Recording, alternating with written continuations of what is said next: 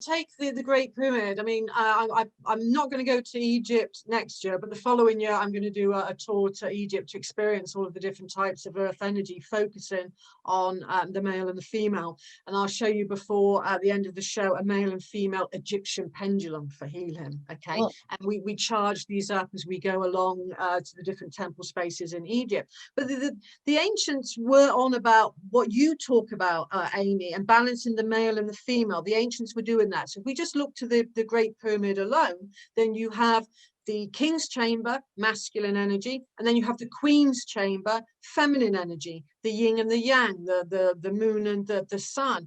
So what we do on our tour, we have private access. We have an hour private access in the king's chamber, and we have private access in the queen's chamber to work on ourselves and get the feminine and then get the masculine. And then in the king's chamber, you have the sarcophagus, which we think is an initiation chamber. It wasn't for burial.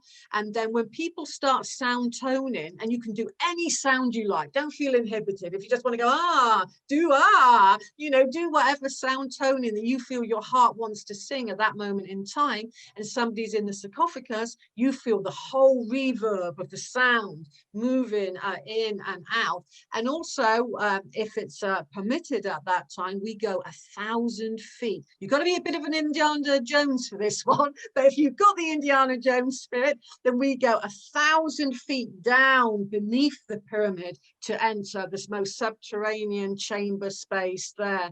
And that is truly an amazing thing, because what I think is what the ancients were doing is it was about balancing our male and our female categorically. And you're on the ancestral trail yourself, I believe, in my heart, Amy. And more than that, they were looking for the soul's divine purpose. Once you've balanced that energy up within, as I'm sure you know, Amy, you have more insight into your heart and into your soul. So I think, like I said earlier, the ancestors gifted us all of these amazing power places, and we can go back, revisit them, interact them with just a little bit of guidance, where to go for the best kind of energy experience. Although being in any energy field is amazing. Being on the actual PowerPoint is like just turning the volume up to 11. And then, like you were saying earlier with the Dead Sea experience, you just feel it encompassing you. I loved it when you said that word, Amy, encompassing, because it is that, and it does that. And like you said, you feel that.